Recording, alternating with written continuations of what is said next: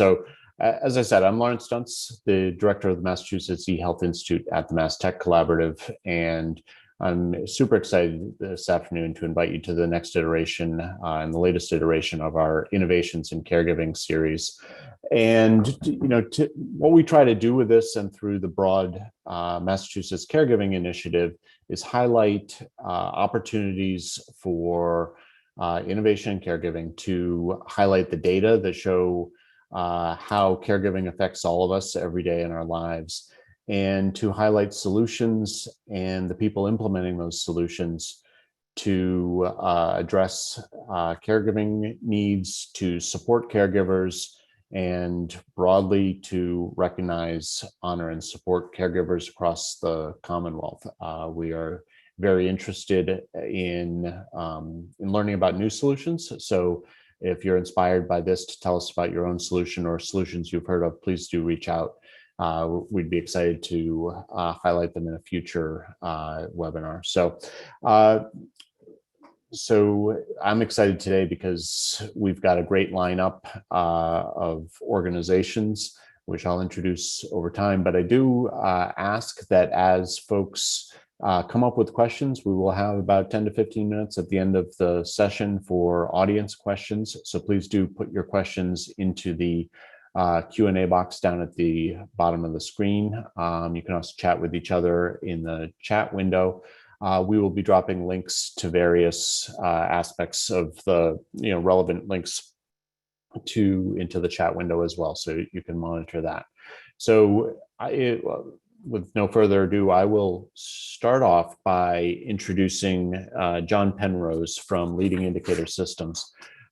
John and Leading Indicator is the CEO of Leading Indicator Systems, a human capital research and assessment firm that develops custom measurement and decision support solutions. And under John's leadership, LIS has added a variety of channel partnerships across human capital verticals and has developed deep expertise in the neuroscience of emotional motivational measurement, launching its agile brain technology last year to deliver deeper human capital insight. So John, welcome to our webinar this afternoon. John, could you, just to kick us off and to set the stage, could you please just walk us through some of the research that you all have done on unmet caregiver needs?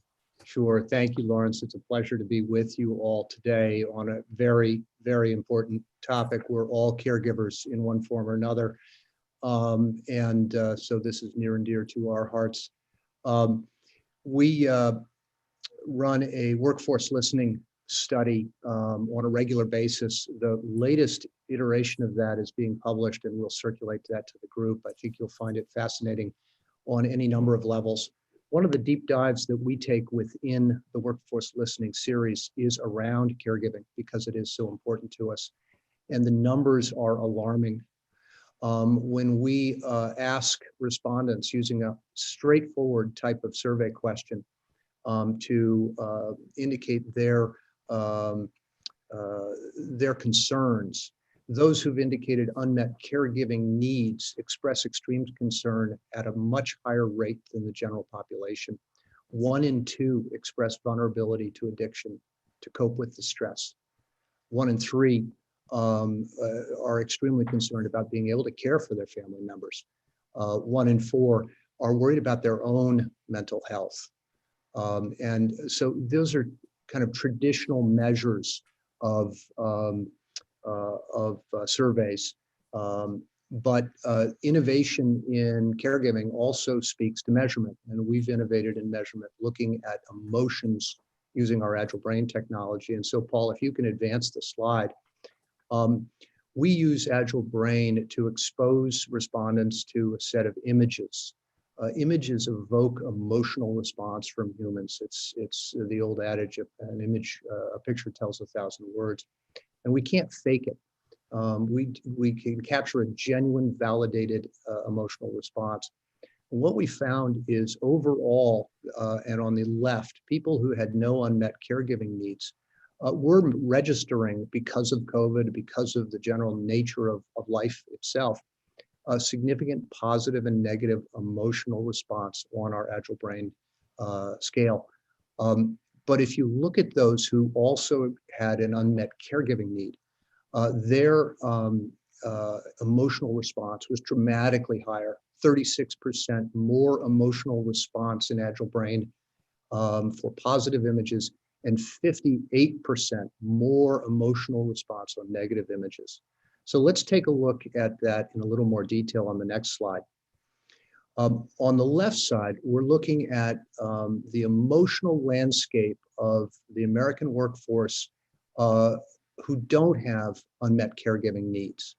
And we're looking at it across the full landscape of their emotional needs. We all have needs in our personal or self space, in our work or material area, in our social interactions, and ultimately in our spiritual world as well. And we have those needs at foundational levels and experiential levels and aspirational levels. And so at a foundational level, we need safety. If we feel safe, we can be our authentic selves. If we're our authentic selves, we can be our full potential. We've indexed to 100 those who have no unmet caregiving needs. And we've contrasted them with people who did indicate unmet caregiving needs. And measuring their emotional response was like lighting up a Christmas tree. You can see by the shades of color that on almost all the cells of emotional needs, we have dramatically higher emotional response. And by the way, almost uniformly more negative. So on issues like authenticity and safety, 90% higher emotional response. No wonder. These people are fundamentally worried not only about their own safety, but the safety of the people they're charged with caring for. When you're caring for that many, that you have that burden, you lose your own authenticity. Your own identity is consumed by your caregiving task. At the same time, you wonder who's there to help you in your social environment, your community, who's caring for you. And you also wonder, particularly in the United States, with our really patchwork and inadequate net of caregiving resources, what are the ethics of our society where we're not stepping up to help people with this fundamental need? Let's take an even deeper dive on the next slide.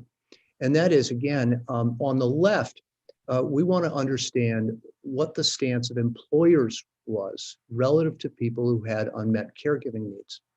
So on the left are employers who are actively monitoring emotional well-being of their employees. I say emotional, it's really well-being in general, because there aren't a lot of tools out there to do emotional well-being monitoring. But if we index them to 100 and then compare them to those employers who were not actively monitoring their employee well-being, again, it lights up like a Christmas tree. Across almost every cell in the emotional hierarchy of needs, you're seeing dramatic negative response from employees. My company doesn't care for me.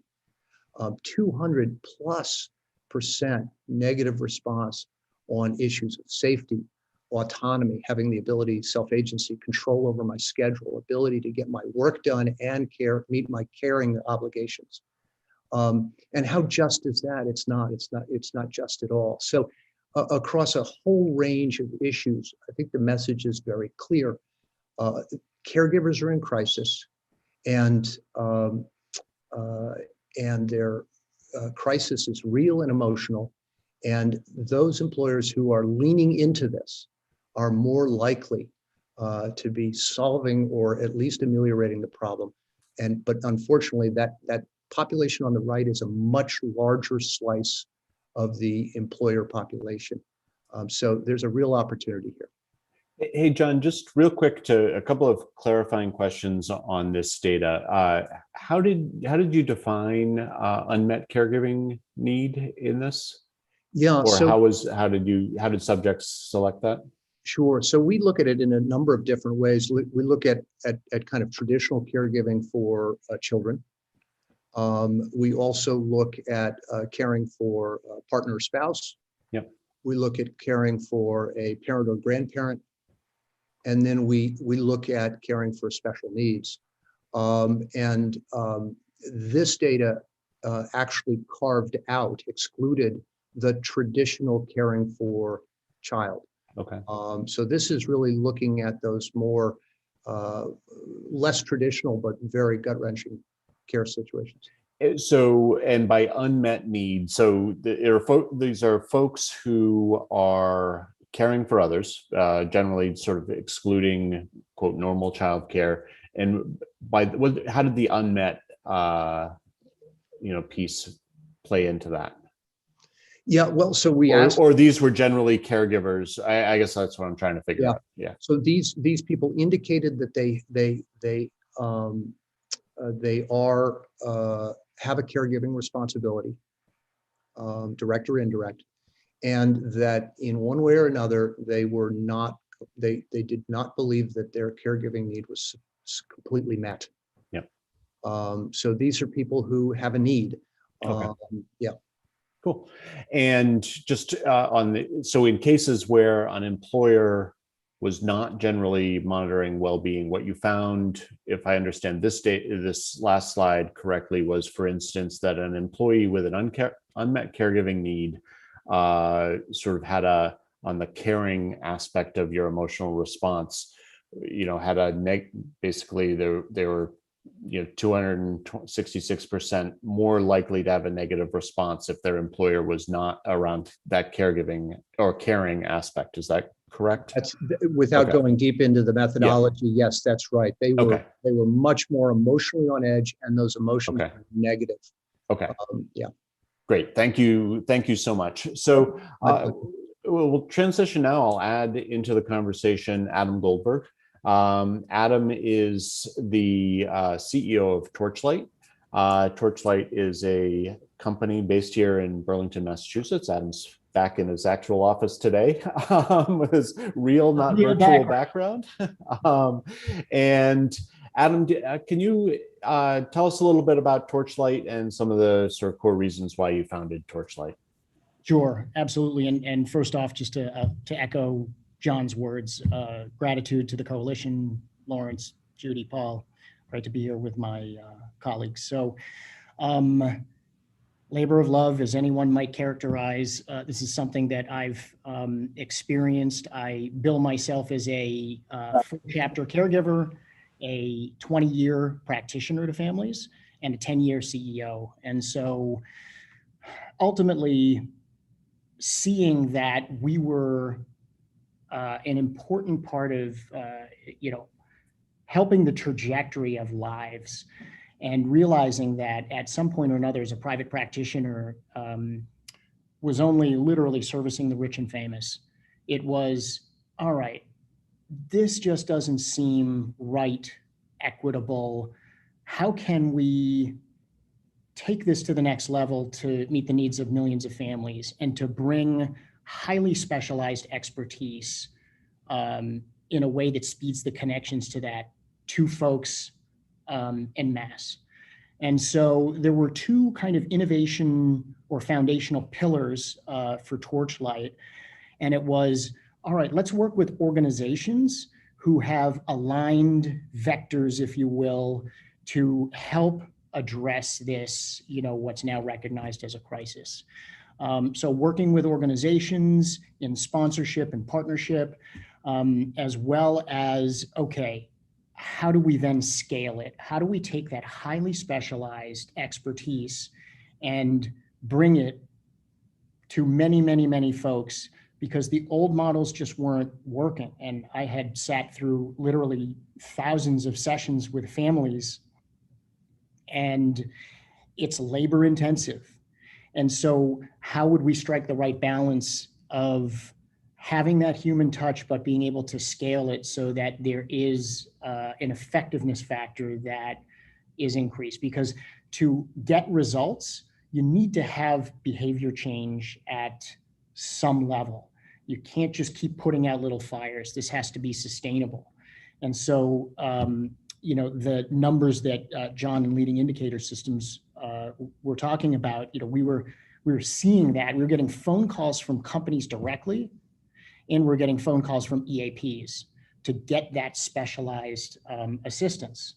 And then to scale it, how are we going to do that? And really the only way to do that mechanically let's say, is through digital, through technology, and being able to kind of scale it through telecommunications infrastructure and so on. And it was, and I just dug this up since I haven't been in the office in a while.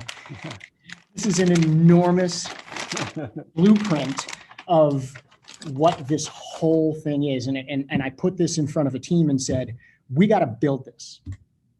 And everyone was like, how do you do that? Yeah. And as I've said in some other talks, we have had to, in the classic startup way, fund this, build minimally, test. We had early, clients that helped us work through this stuff. We've made every mistake in the book. And then we realized, there were kind of 3 pivotal learning inflection points, I think, along the journey. And it was, number one assumption, there's an 80-20 rule, right? So 80% of our caregiver family member users would want to get information in a particular way. Nope, didn't turn out that way. Everyone wants to consume stuff differently. Folks want to search, they want to browse, they want to ask, they want to watch, they want to listen, they want to consult, they want to connect, all those things. So we had to build for all of that to accommodate whether it's a millennial who's on mobile or an elder loved one who is afraid of using a computer and wants to talk to someone. So that took a long time and a lot of iterating to kind of get there. So that one. Number 2, engaging folks. You can't pull out the megaphone and say, calling all caregivers. My son, Max, I'm his dad. I'm not caregiver. And I know we've talked a ton about this before. So we've needed kind of resonant engagement mechanisms that we've kind of figured out the secret sauce on over time. And so finding the optimal mix of all this stuff in a technology platform that is supported by top experts and enveloped in an incredibly engaging experience, it's been hard to do, frankly. Yep. So that's where we're at. And we count hundreds of organizational partners like iRobot, and thrilled to have Dana here to talk about that. And we're just going to keep going and helping you. Great. Sounds like a great transition to bring Dana into the conversation. Dana Budka is a senior global benefits professional with over 20 years of experience. She currently is the senior global benefits manager at iRobot. As Adam mentioned, iRobot is a Torchlight using company. Maybe, Dana, you can introduce yourself and a little bit about iRobot and some of your philosophy around supporting employees who are also our caregivers. Sure. Thanks, Laurance. And as Laurance said, Dana Budka, I'm the Global Benefits Manager at iRobot. And iRobot, I think you all famously will know for the Roomba. So it's the robotic vacuum that we've been selling quite a few of during COVID. People want their houses clean, which is good for us. But when I was invited to this session, I was really happy to do it. I think it's such an important topic that we're speaking about today, and employers really need to continue to prioritize caregiving by listening to employees, being flexible about what they can offer, and really offer employees support. That support's going to change over the coming years. I think we've seen a little bit of that with COVID. What the needs are absolutely changing.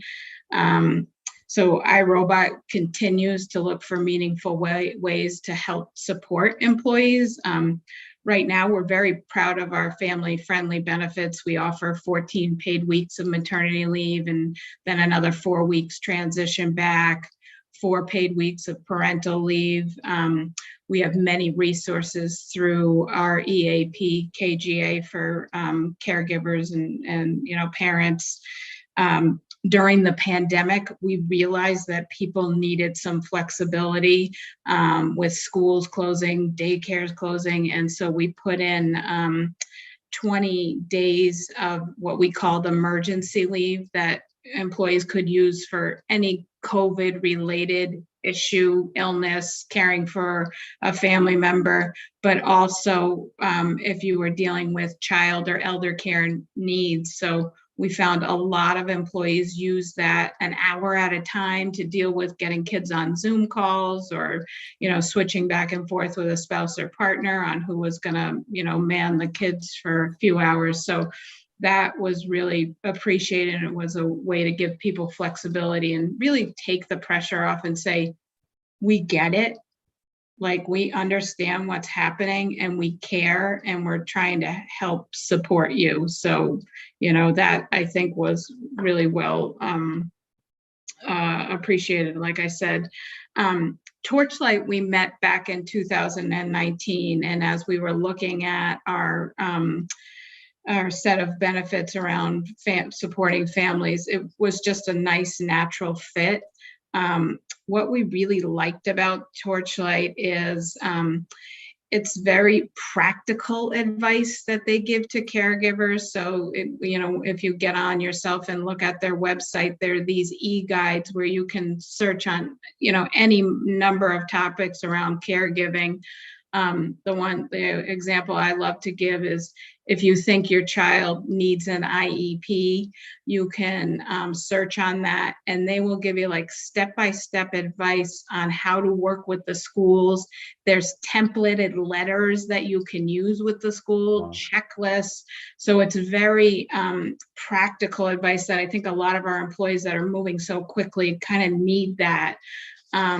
They also have expert advice, so you can call and talk to an expert on a certain topic. If you have an elder care issue, you're not sure if your parent is dealing with dementia or not, and kind of what should you do next. There's someone you can talk to.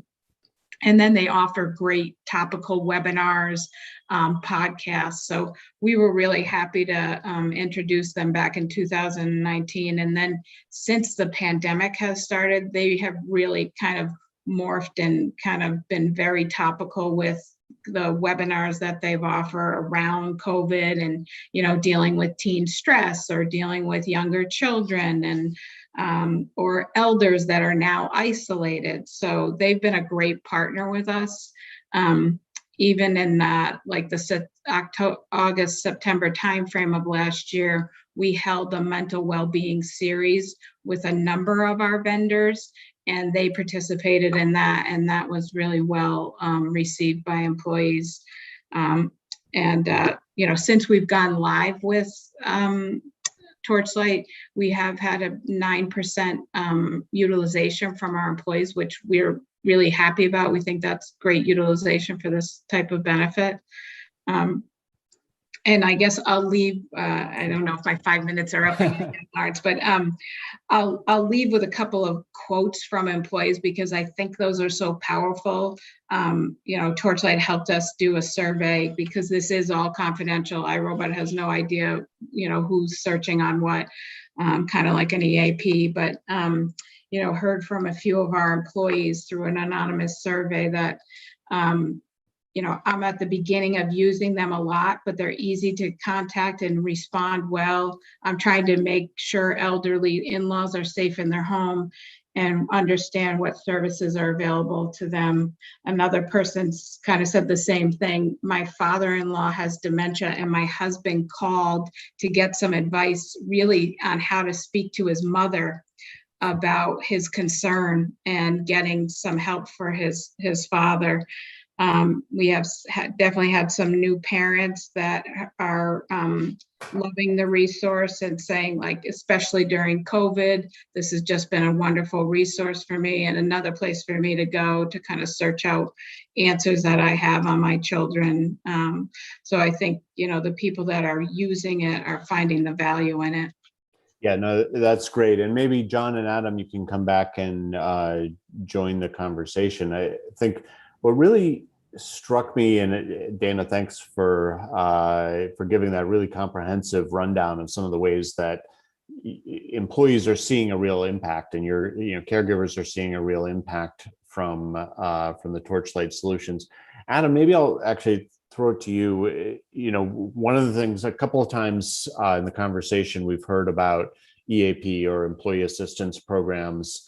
and Torchlight maybe as being how would you distinguish from your perspective as a innovator? What is Torchlight doing differently that is sort of not, what you might consider part of an EAP? Sure. Or EAP services? Probably the most frequently asked question over the lifetime. As I mentioned, we have always worked, hand in hand with EAPs. They, provide a very necessary resource, in particular on kind of the counseling end of things. And so we are not doing kind of that direct therapeutic intervention ourselves. And that type of, service is a necessary kind of and a natural integration. So what we're doing is a few things. So we're enlisting a population strategy. And this is a little bit different, I think, than you might see elsewhere, which is we look at an entire population from the standpoint of prevention. And as Rosalind Carter Institute has anointed this a public health crisis, we're addressing it in that same framework, which is prevention. And in the pyramid, it's looking at the vast majority of the population needing to be aware of these types of things going on and how to address, and working with an employer like iRobot to kind of do programming around that so that the full population can look at prevention to avoid kind of top of the pyramid, which is crisis. And then in between, you have anywhere between 20 and 40% of a workforce that at any time is lit up and kind of, providing, caregiver, support. Yeah. And needs some form of intervention before they're getting to crisis. So that's one major kind of difference, is a full population strategy based on a kind of behavior change and becoming more effective as you're in your role as caregiver. And that means also looking at care for the caregiver, herself or himself in doing so that you are better equipped to do that. So that, and then as I described before, the matrix, if you will, of meeting the needs of different folks consuming information and acting on it and tracking it and being able to follow up and get results from it. Yeah. This is not something that an EAP or a point solution in condition care are going to even want to claim to have. So, and as more and more of this has surfaced as a need kind of that's been lurking in the shadows, COVID clearly has been the seismic collision and has accentuated the need to kind of address it in a holistic fashion. That's our essence. No, and so it sounds like the flexibility. What really strikes me about what you were talking about there was the need for broad awareness before a crisis hits. And because what we often see is that there are a lot of resources across the state. The state mans a 24/7 website and connects you to family caregiver support resources. But the vast majority of people only call that when in a crisis situation. And in that case, you're sort of scrambling and really don't know what to do. So I love the fact that you're sort of broadly marketing this before people need the solution. John, I wonder if we might expand on it in this conversation, particularly because if we're thinking about caregiver employers supporting their caregivers, can you tell us a little bit about what the data says for caregivers that, what are the most critical pieces about caregivers that might cause them to leave the workforce? What is it that your data sees in terms that what can employers do about this? A lot of times employers are like, I just don't know what to do. But what does your data show? Well, it shows some fairly concerning things. First of all, this is not a burden equally shared. The vast majority of the exit from the workforce is among women who've been leaving the workforce in record numbers. I mean, we've really rolled back a lot of progress over the last generation because of the pandemic. And so that's a first key indicator is reaching out to support women with caregiving needs in the workforce is critical because you will lose them, and you'll lose them much more quickly than than men. When we look at the data using Agile Brain, comparing men and women in the workforce, so the women who haven't left yet, it's dramatic.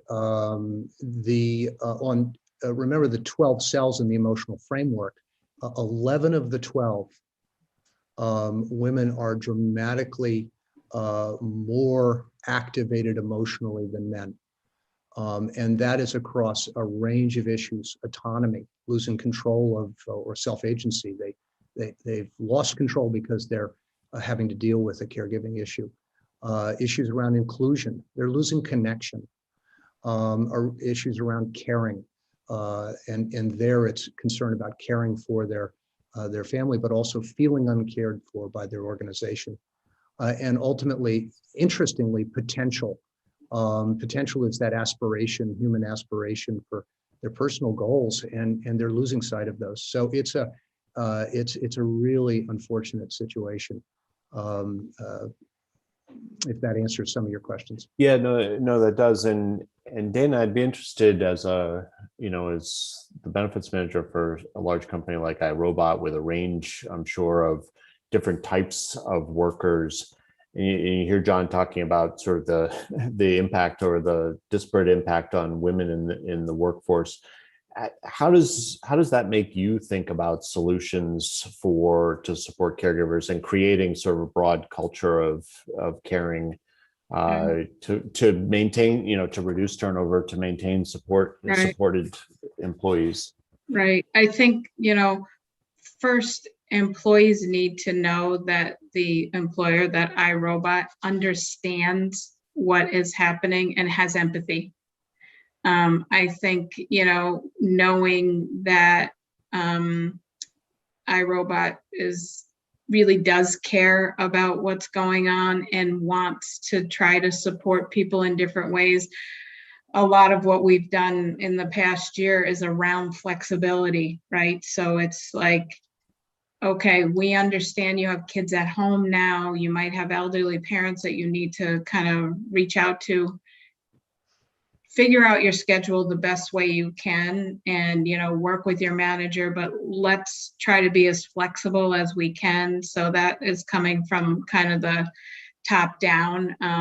Part of that is offering that 20 days of additional leave that's above and beyond any vacation or sick time or, other types of time off that we offer. So, that has taken the pressure off, I think, a lot of parents. And I'm finding women definitely kind of have the brunt of the caregiving, but a lot of our male employees are also, struggling. So they're two families working, and, we see a lot of like tag teaming, like I'll take the morning, you take the afternoon, and having that flexibility from iRobot at least has kind of taken the pressure off a little bit. I'll tell you a little anecdote. I was recently speaking to a new employee that just started with us a week or two ago and talking about this time that we offered. And he said, boy, I wish we had that. My wife actually quit her job because we couldn't manage it. And he said, if I had this, I could have helped her. And I said, well, you have it now. Maybe she can go get a job. Yeah. But, that kind of thing is happening all over the country where the tough decision, families are needing to make tough decisions that they can't manage it all. And, it's unfortunate. So I think with iRobot, it's really communicating that message from the top down that we understand and we care. And, we are looking for meaningful ways to support employees. So it could be something like a Torchlight that is enough for an employee to say, I have this particular issue. It's very detailed, but I found some information on Torchlight about what I might do to move it forward. And then, just having some flexibility. And I think in this year too, most of our employees are at home, so the flexibility of not having that commute to deal with, and I would argue maybe they'd take the commute and have the childcare back in the school, but it's been a tough year. But I think what we're trying to do is be empathetic to that. Yeah, no, that's it. I can definitely sort of hear in all of your program design that piece of it. I wonder if, Adam, you know, as you serve employers, you know, thousands of employers, sort of bottom line, how does support for caregiver, how does that translate into bottom line impact for employers? Like, what are you seeing in your data and your in the case that you're making around that? Sure. So often I talk about the vicious cycle of, hey, we're going to work to support our loved ones. Our loved ones, unintentionally, of course, create challenge for us to then go and earn productively. Yeah. And it just on and on and on it goes, and the angst builds, and folks feel like they're not making progress. And that's when burnout, caregiver burnout specifically kicks in, which then leads to, mental health challenges around anxiety and depression and so on. And all the stats, support that. So there are significantly increased both physical, mental health costs to organizations, productivity hit, disengagement, because like when this stuff happens, your world stops spinning and you just can't get your stuff done, and understandably, right? So if an employer recognizes this, you can actually turn that into an advantage by, turning that around completely, because, as Dana was describing, first and foremost, the employees want to know you care. Yeah. Right? They want to know like what matters most to you. It's the most foundational element of human existence, is that we care for our fellow human beings we love, right? And so how do we address that? So if the employer says, we're behind you, we got your back there, and no matter what your situation is, we're going to help you, then that comes back exponentially. And so there's different measurements of that, time saved and loyalty and retention and all that stuff. But it adds up precipitously, and we find very significant ROI. And some of it, as we all know, is harder to measure than other components, but it's very much there. Yeah, we had done a sort of a high level study that extrapolated that in Massachusetts, just in terms of turnover, absenteeism, presenteeism from due to caregiving needs, you see an impact of about $1 billion a year on Massachusetts employers, not taking into account some of the stuff that you're talking about related to increased stress and increased health costs, increased mental health challenges for employees, and how that sort of ripples through their lives and impacts their employers. John, as I don't know whether your data showed this, but or maybe just comment on what are the key results from this survey that you feel create the most compelling call to action? Like what did you see in there that really made you think, look, here are the things that employers or the state, what should we be focusing on based on what the data showed you? Sure, and I noticed my colleague posted the workforce listening study. I encourage people to take a look at that. There's a lot in there dealing with a range of workforce issues, not just caregiving. We'll have more information coming out in detail on the caregiving, but to my mind, the first takeaway is that the emotional measurement it just sheds a whole new light of valid, hard data to back up the emotional crisis that American caregivers are facing. This is irrefutable, validated, compelling data. Second of all, it's really interesting that at the level of policy, and there, Laurance, let's push the policy dialogue. Yeah. We all know America's behind Europe and other. I think we're just above Turkey in terms of our rating on caregiving, and support policies. We can do better than that, and it's a positive. It's one of those things like public health. And education that has an incredible social return. So at the level of policy, there's something to be done. At the level of corporations, leaning in, the data shows compelling evidence that if you lean in and listen and act on it, all credit to iRobot for not only paying lip service, but actually, actually walking the walk, not just talking it, but actually following it up. And I think giving those extra 20 days is a great example, Dana, of what you've done there.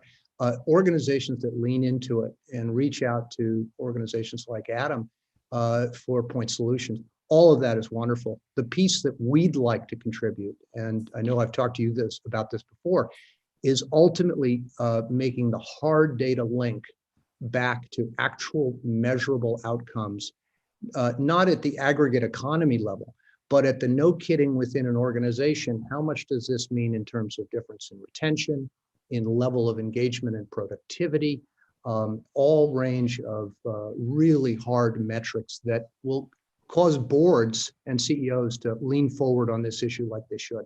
Yeah. Sorry for getting on my soapbox. Soapboxes are why we create these platforms, because I think it's, this is a critical issue.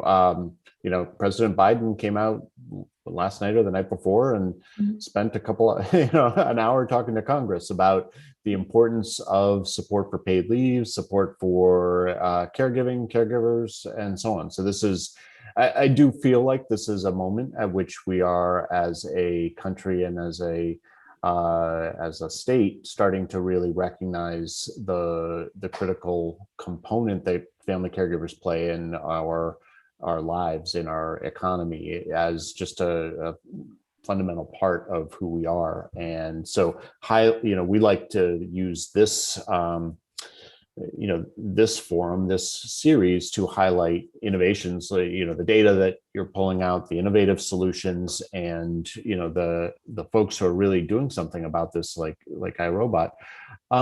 One question came in from the audience that I know has come up, and Dana and maybe Adam and maybe John, if your data show it, but the question has to do with sort of differences of sort of the way that people, employees talk about different caregiving solutions. So, is it easier for people to talk about childcare or caring for children with special needs, or adult children with disabilities, or elder adults? Like, do you see differences, either anecdotal or based on the data, in terms of what people are willing to share about? I mean, for me, it feels like, but I don't know if you guys are seeing it in your data, that it's easier for people to, and it's more normalized to talk about sort of caring for, your child who was, up late,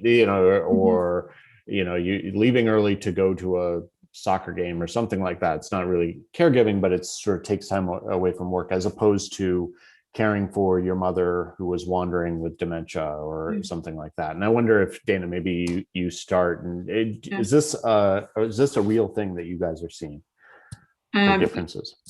Yes, I think that our employees with, I'll call it like the traditional caregiving needs, younger children, are much more apt to share with each other about. We actually have Slack channels, and we have one, employees with kids at home, and there is a lot of back and forth, lots of tips, and just lamenting, it could be, or funny pictures, but people definitely feel very comfortable talking about that.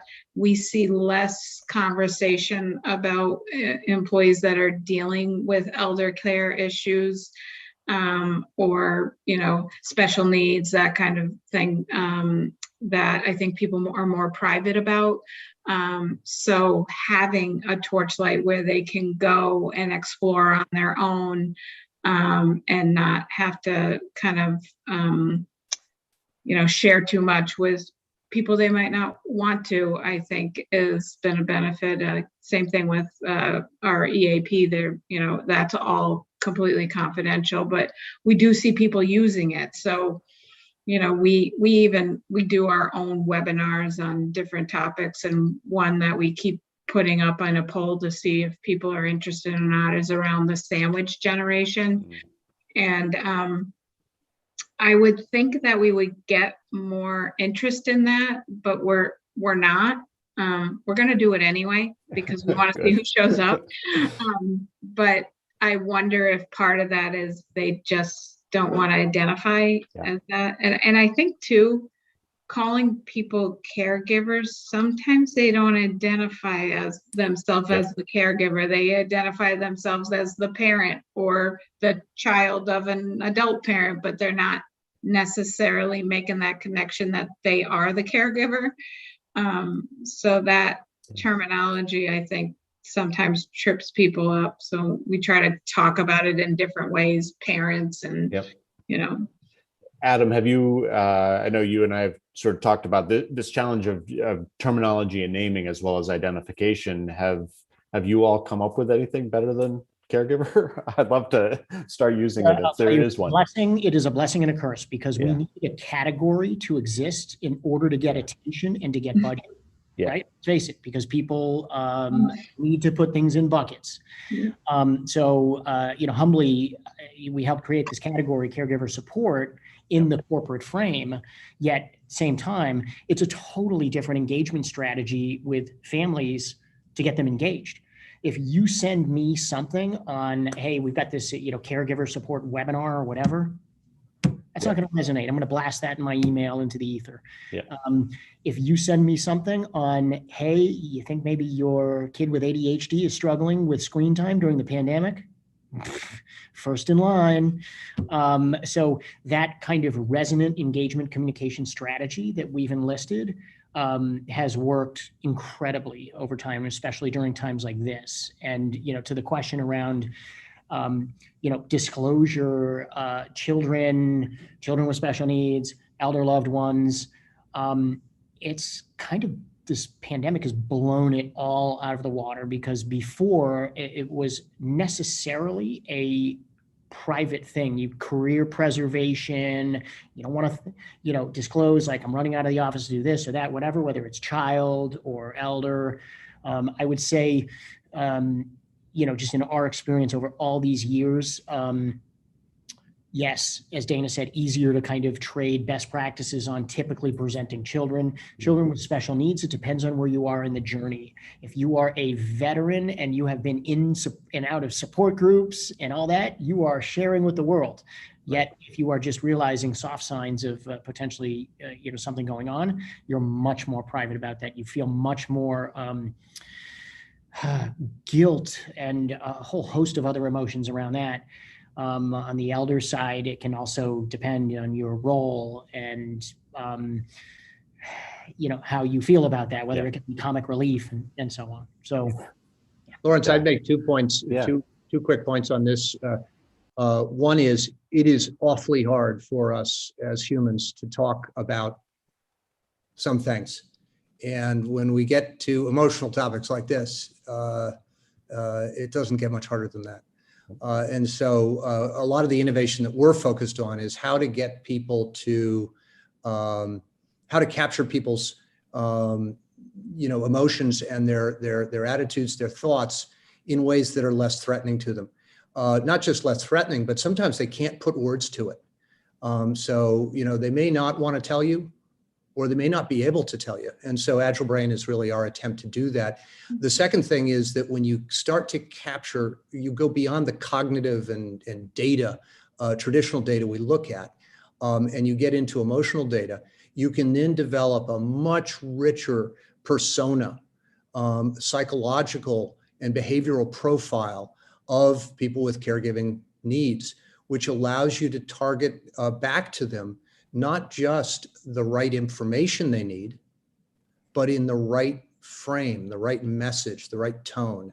And so there's a lot of innovation that that we're doing, and we're excited to be part of this this dialogue. And that sort of development of persona, and then development of communication patterns that match that persona sounds to me like some, a technology can, help with that. It's sort of at scale, as opposed to potential, that's a lot harder to do with an individual who's helping a whole range of people.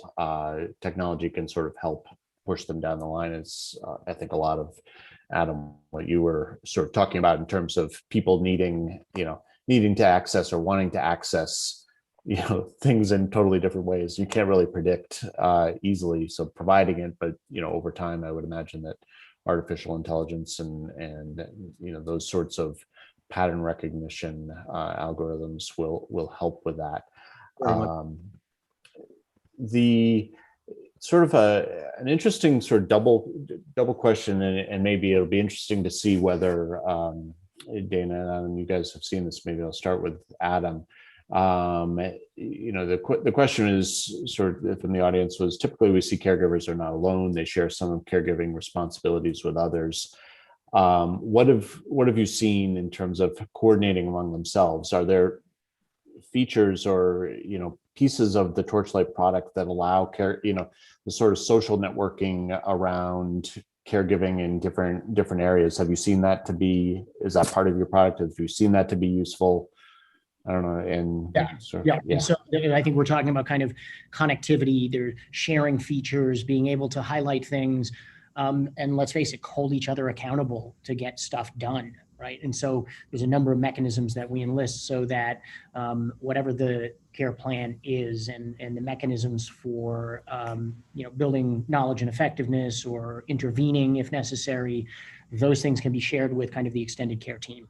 So features like that, communal aspect of being able to learn from others. So, what I often describe as the world's largest caregiver knowledge base, coming in and being able to ask a question that's going to be curated and responded to by a particular expert, so a specialist versus a generalist, and that bank just growing and growing and growing, so you can search that and see, is this someone experienced something similar, and if not, then we're adding to it and keeping it growing.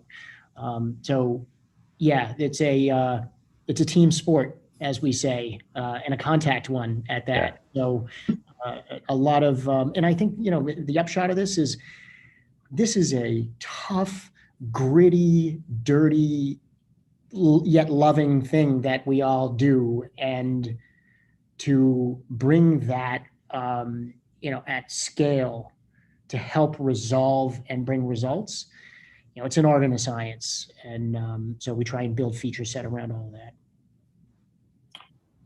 And Dana, from your perspective, are you seeing employees forming groups internally? There have been different, I've heard people talk about employee resource groups or ERG. Is that something that you see as part of your sort of offerings?